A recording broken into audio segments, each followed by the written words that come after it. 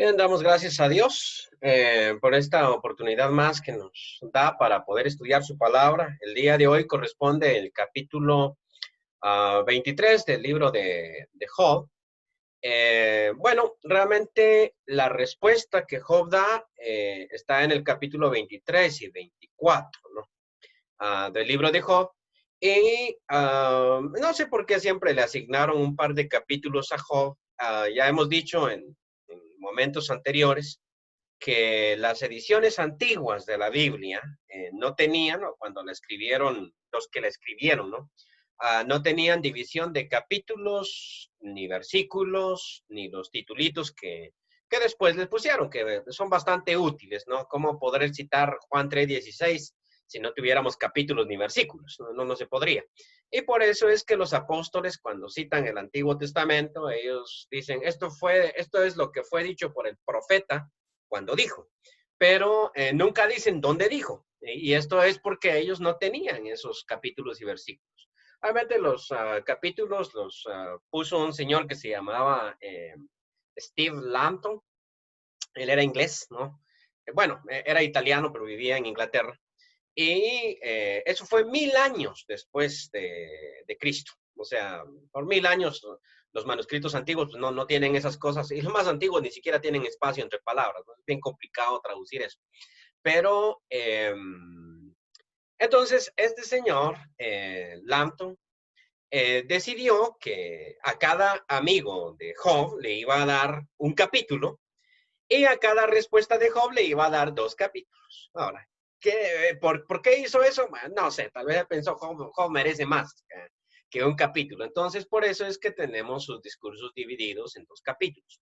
Lo que sí es cierto es que cada amigo de Job habla poco comparado con lo que Job dice.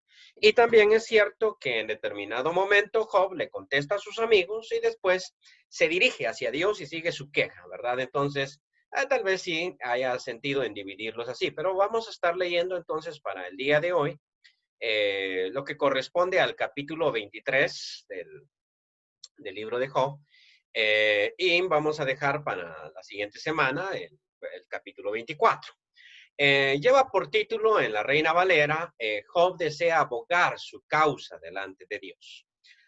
Para esto, quiero mencionar también que los capítulos y versículos, prácticamente todas las Biblias los tienen igual, pero los títulos que se le agregan a la Biblia después, estos ya los agregan los traductores actuales. Entonces, si uno toma una nueva versión internacional, va a tener otros títulos, no van a ser exactamente los mismos, ¿no? Que utiliza la Reina Valera. Pero dice, desea abogar su causa delante de Dios. Estos traductores que piensan más o menos qué podríamos nosotros decir que Job dice. Y precisamente eso es lo que Job dice. Vamos a leer los primeros 4 versículos. Respondió Job y dijo, hoy también hablaré con amargura, porque es más grave mi llaga que mi gemido. ¿Quién me diera el saber dónde se halla Dios? Yo iría hasta su silla. Expondría mi causa delante de él y llenaría mi boca de argumentos. Bueno, empecemos comentando estos 4 versículos. Lo primero que a veces a uno se le ocurre es que el libro de Job se dio en una tarde. O sea, como quien dice, estos discutieron una tarde y ya se solucionó todo, ¿no? Eh, Probablemente no. Ahora, ahí dice, hoy hablaré. O sea que ayer también habló. Bueno, es posible que esté hablando de varios días, es posible que solo sea una expresión idiomática para decir, bueno, voy a hablar. Pues. Pero lo que sí es cierto es que estas discusiones, estos diálogos, no fueron así tan repentino como contesto y ya terminamos el discurso, sino que probablemente se dio durante mucho tiempo que sus amigos estaban con él. Recordemos que pasaron casi una semana sin decirle palabra, o sea, y ayunando y todo lo demás. La otra cuestión es que hay otra persona, aunque yo voy a decir que aquí hay más gente, pero hay otro que va a aparecer más adelante, ya en los últimos capítulos, después no estoy seguro si es el 32 en adelante, que se va a llamar Eliú. O sea, aparte de Elifaz, Bildad y Sofar, aparece otro hombre que se llama Eliú, que hasta el momento no ha hablado nada. Y después él va a decir, oh, miren, yo lo que pasa es que estaba esperando que ustedes los viejos hablaran porque supuse yo que en las canas había sabiduría, pero me equivoqué. Lo dice literalmente. Y entonces ahora voy a hablar. Y eso significa que había bastantes jóvenes también ahí observando lo que estaba pasando. O sea, en el diálogo están ellos. Y menciono el caso de Eliú porque Eliú comienza con esta frase de Job. O sea, le dice, tú dijiste y yo te escuché. Porque Job, en determinado momento, en este capítulo 23, dice, bueno, hoy también voy a hablar con amargura. ¿Y cómo más se puede hablar en la condición de Job? No hay otra forma.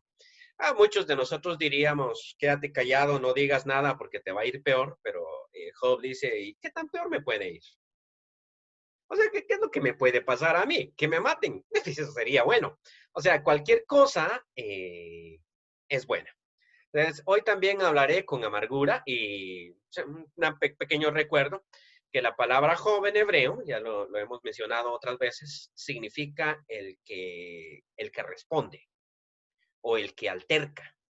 O sea, el que no se queda callado, sino que va a alegar su causa.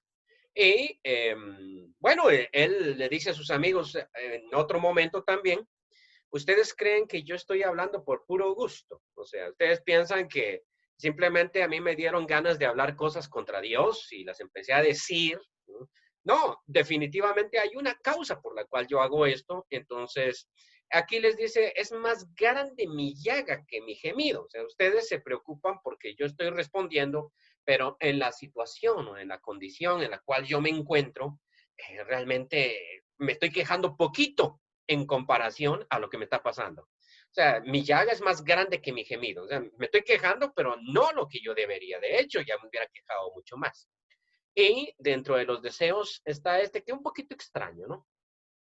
¿Quién me diera el saber dónde hallar a Dios? ¿Dónde lo encuentro? A cualquier idólatra hubiera dicho, mira, hay una estatua de Baal ahí enfrente o al otro lado de la esquina, porque sí sabemos dónde encontrar al Cristo de Esquipulas, ¿no? O a la Virgen de Guadalupe, eso sí sabemos dónde están.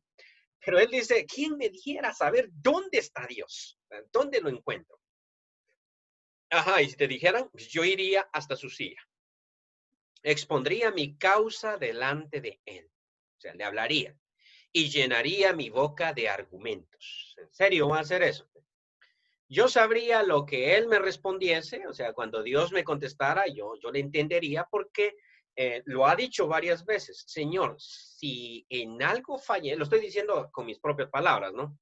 Dime, porque mi pecado está velado, o sea, yo no entiendo cuál es mi pecado, pero si Dios me dijera, mira, tu pecado es que hiciste tal cosa, él dice, yo le entendería, o sea, y sabría lo que él me respondiese y entendería lo que me dijera. O sea, me gustaría que resonara conmigo y yo le preguntaría, ¿por qué?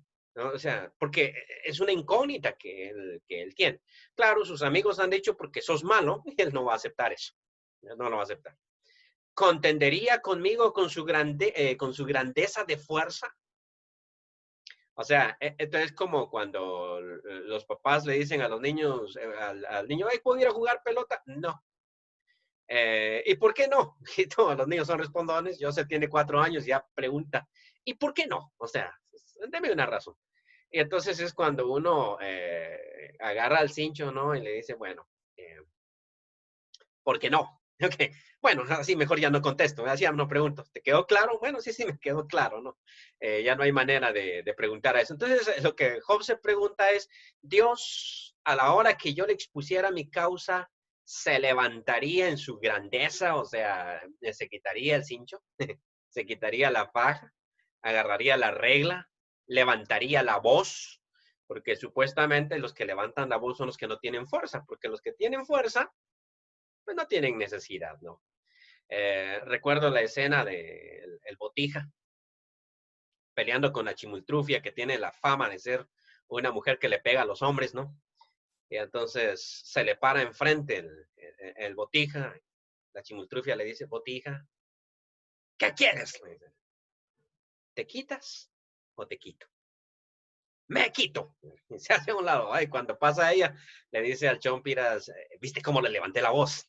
Claro, los que no tienen fuerza necesitan levantar la voz, porque los que tienen poder pues, no necesitan levantarla, de hecho. La ilustración lo demuestra.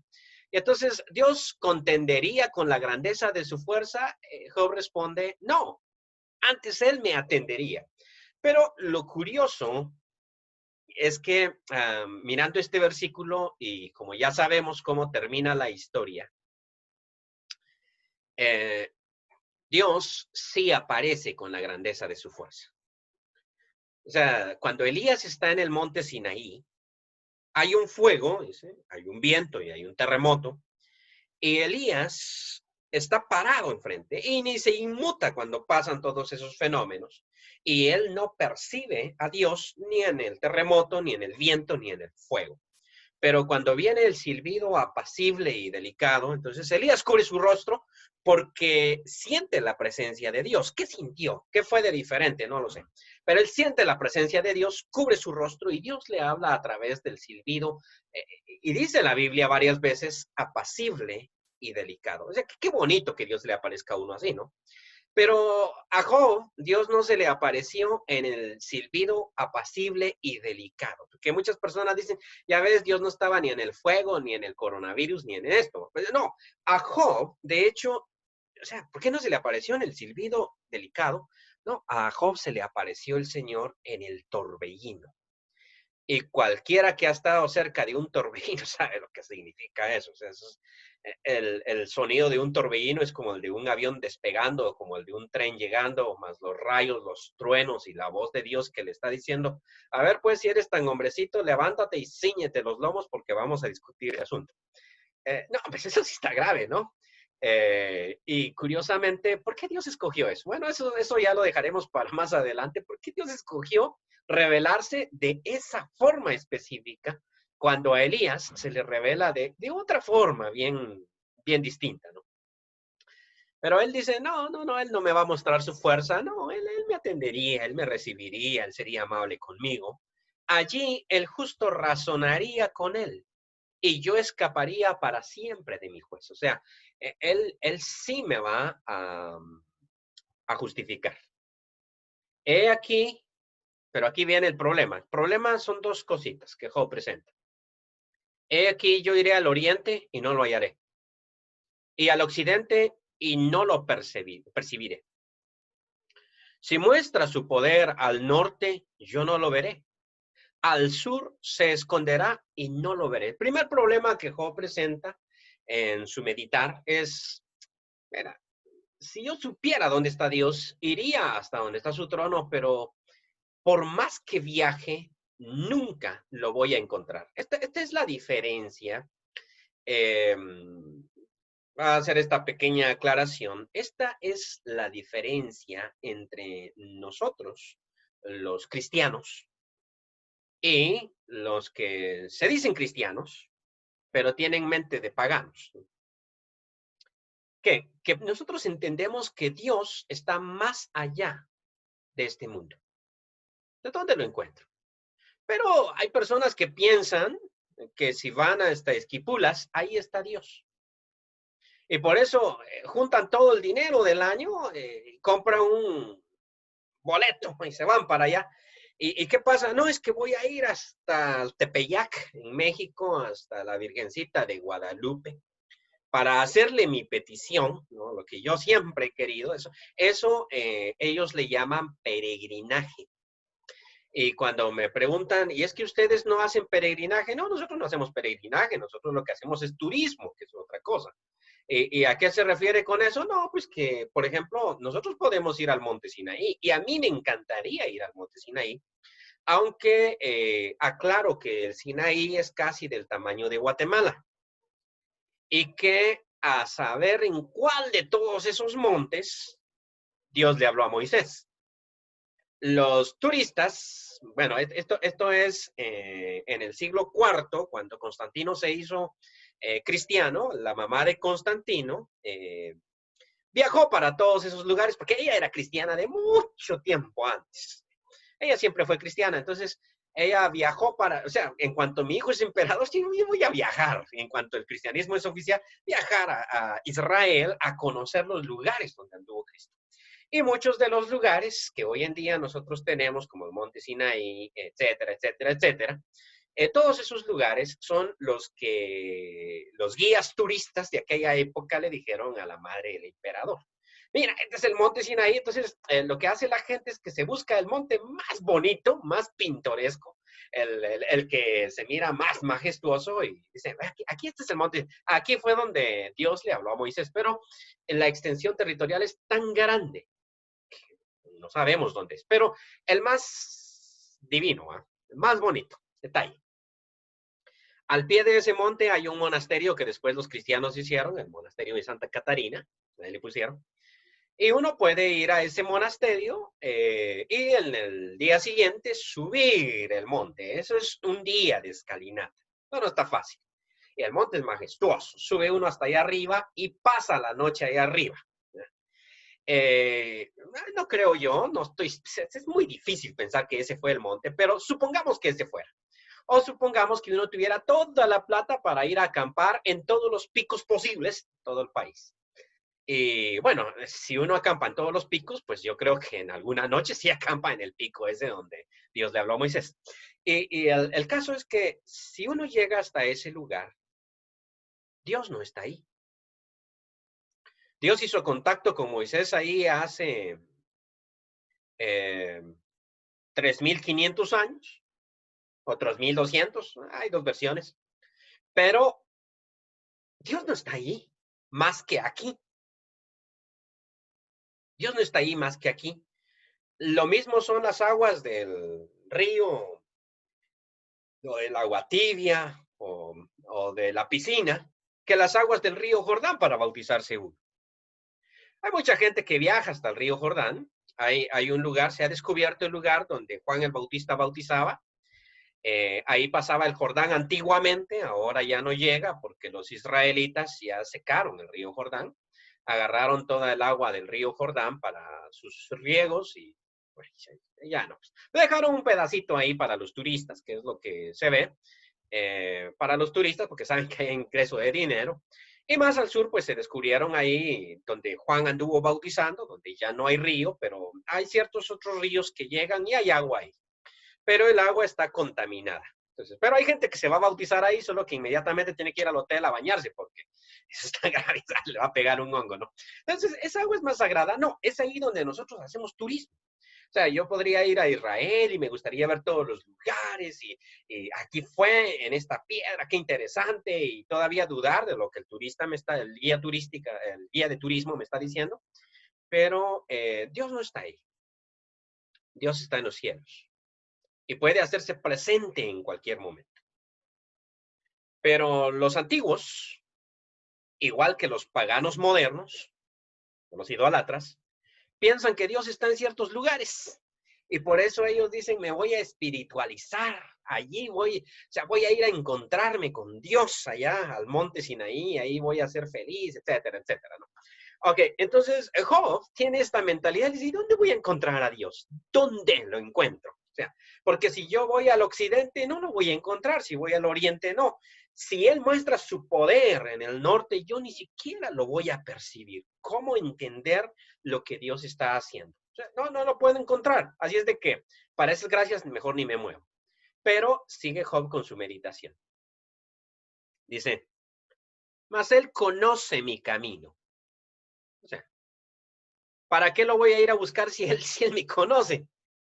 O sea, Él sabe cómo soy. O sea, perdón por lo que acabamos de decir, porque lo que Job empieza diciendo también parece muy simple.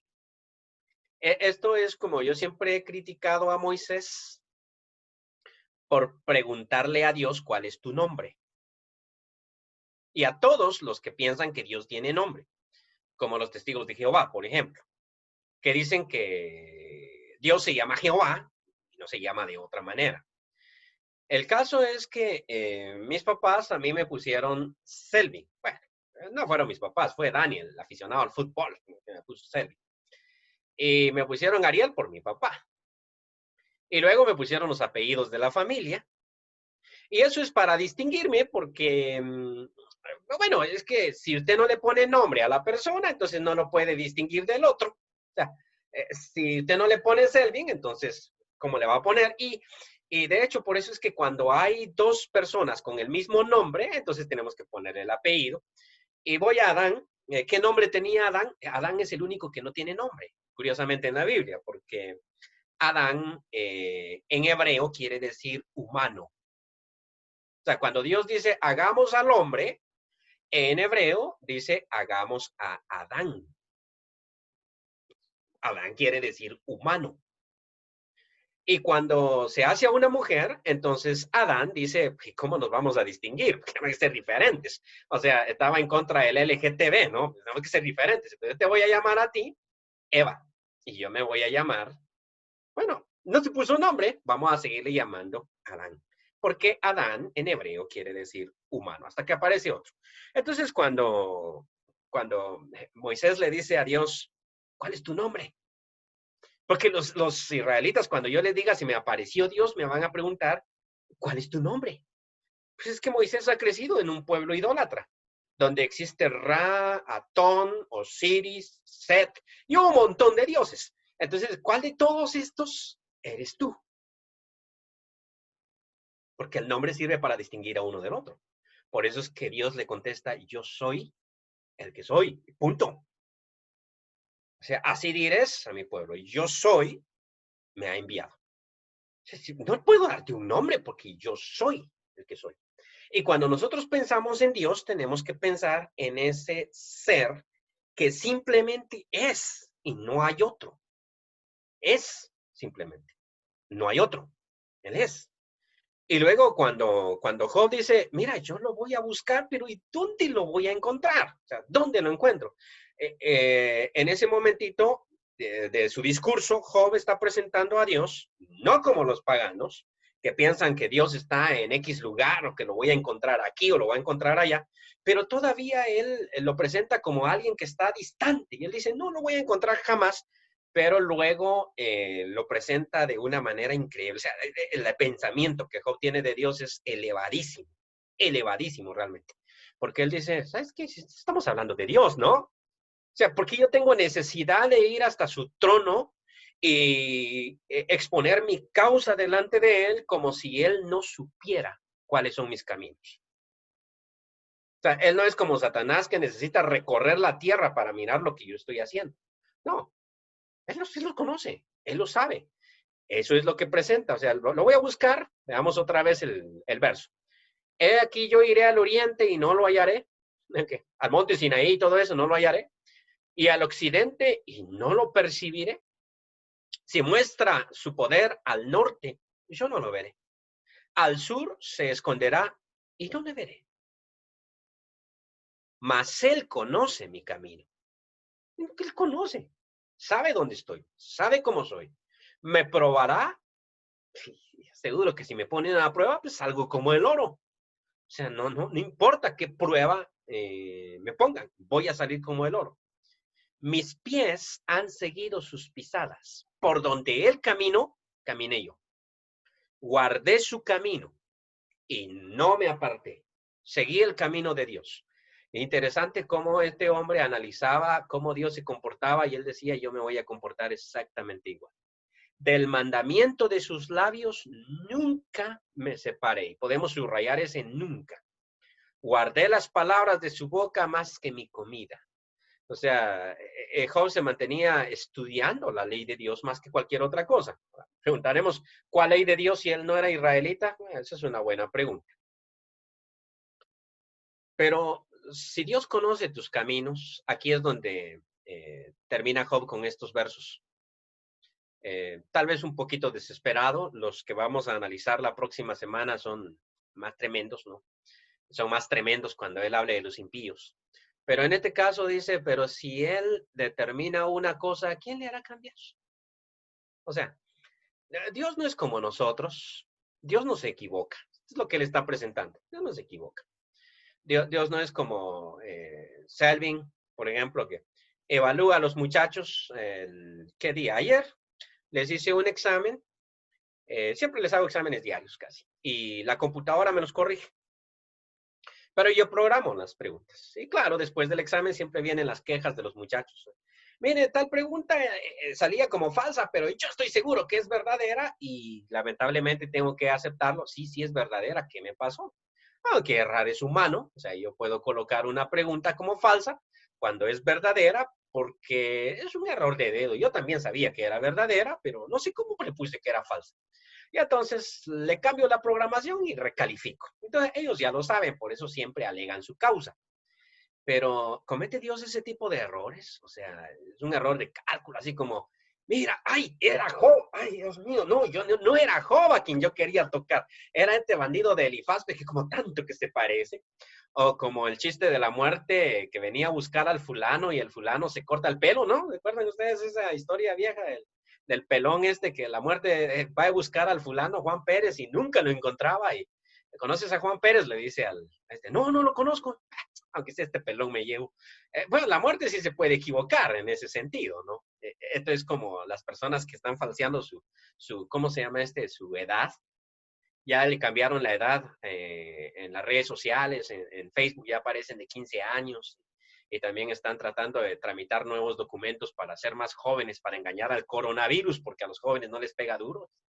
Entonces, Dios no puede cometer ese tipo de errores. Esto es lo que presenta Job. O sea, dice, observemos cómo. Yo quisiera dónde está Dios. Empecemos, es bien enredado lo que dice, pero veámoslo. Yo quisiera saber dónde está Dios, porque iría. Siguiente punto. Pero mejor ni me muevo porque nunca lo voy a encontrar. Siguiente punto. Pero ¿para qué lo voy a buscar si él conoce dónde estoy yo? Siguiente punto. Y él sabe cómo soy yo. Y si él conoce dónde estoy yo, sabe cómo soy yo para qué le voy a rogar. O sea, si él no comete error. O sea, ¿cómo voy a alegar mi causa delante de él? Y esto es lo que presenta aquí. Dice, pero si él determina una cosa, ¿quién lo hará cambiar? ¿Quién? Su alma deseó e hizo. Él pues acabará lo que ha determinado de mí. O sea, lo que él escribió, pues ese sí es puro calvinista, ¿no? O sea, de Juan Calvino aquí se queda corto. ¿Qué es lo que él dice? Él pues acabará lo que ha determinado en mí. O sea, Dios determinó una cosa y la va a hacer. Punto. Yo no lo voy a hacer cambiar. Y muchas cosas como estas hay en él. Por lo cual yo me espanto en su presencia.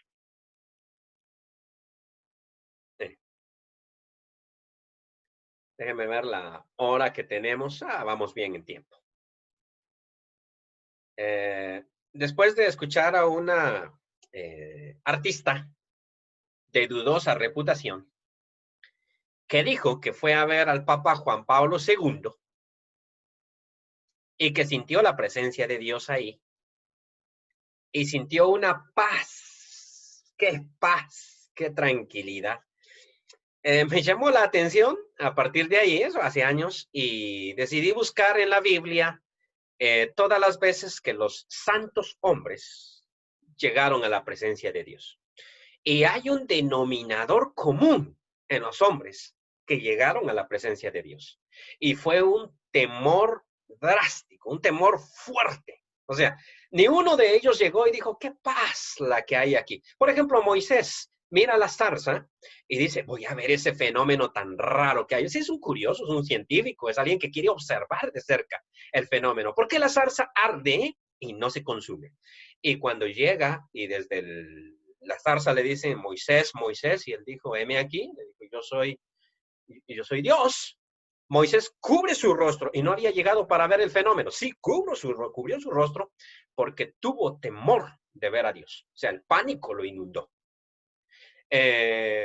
Isaías, cuando mira la visión, es visión, no es en vivo, mira la visión del Señor en ¿cómo se llama este? En el templo, él dice, ay de mí porque vivo en medio de este pueblo de labios inmundos. Y es más, yo también tengo labios inmundos porque de aquí me muero, o sea, de esta me muero. Y el mismo Elías, aún en el silbido apacible y delicado, se cubre el rostro para no ver a Dios. O sea, cualquiera que se encontraba con Dios, incluso el mismo apóstol Pedro, cuando la pesca milagrosa, ¿no? Llegó hasta el Señor, se puso de rodillas y lo primero que le dice es, apártate de mí, Señor, porque soy hombre pecador. Lo que siente un hombre santo ante la presencia de Dios es una terrible conciencia de pecado, de inmundicia. Eso es lo que siente. Y un temor. Así es de que no nos extrañe que Job diga eso y no diga, ahí con el Señor voy a descansar. No, él dice, cuando yo me pongo a pensar en que lo que él determinó de mí lo va a cumplir, en que él no comete error, en que por demás está que yo lo busque porque no lo voy a encontrar y si lo encuentro, porque él sí conoce mi camino, que voy a andar alegando mi causa delante de él porque aunque yo soy inocente, lo que él determinó y entonces él viene a esta conclusión y dice, por lo cual dice, yo me espanto en su presencia. O sea, me agarra un temor terrible. Cuando lo considero, tiemblo a causa de él. Dios ha enervado mi corazón y me ha turbado el omnipotente. ¿Por qué no fui yo cortado delante de las tinieblas? Ni fue cubierto con oscuridad mi rostro. Es una de las cuestiones que Job se pregunta todo el tiempo. ¿Por qué? ¿Por qué tuve yo que ver todo esto? ¿Por qué tuve yo que ver todo esto? Más adelante vamos a analizar más a Job, pero en el momento este de su discurso, lo bueno del diálogo, ya aquí vamos con el diálogo, miren. Este libro que es realmente profundo, por eso cuando conocí hace un par de años en Estados Unidos, la última vez que fuimos, un nuevo maestro de la universidad, dice, su disertación doctoral fue sobre Job, digo, wow, este ha de ser profundo, porque Job es realmente un libro profundo, pero al estar en diálogo, el autor pudo decir un montón de cosas y uno puede decir, bueno, esto fue lo que Job dijo. Dios realmente no es así. Esto fue lo que Job dijo. Esto es lo que un amigo de Job dijo. Esto no debe ser así. O tal vez sí. Al final, Dios dice, estos tres tipos, no Eliú, solo los tres amigos, no dijeron lo correcto de mí. Job sí lo dijo. Job sí. Pero tampoco Dios dijo en todos sus puntos. Al menos aquí Job resultó bastante calvinista. Bastante calvinista. Lo que Dios se propuso lo va a hacer y punto. Y cuando yo considero eso, me espanto ante su presencia. Me da un miedo terrible. Pero bueno, ¿por qué tuve yo que vivir? Después Dios le va a contestar. Dios le va a decir. Dios le va a hablar. ¿Alguna pregunta, comentario que quieran hacer sobre la lectura?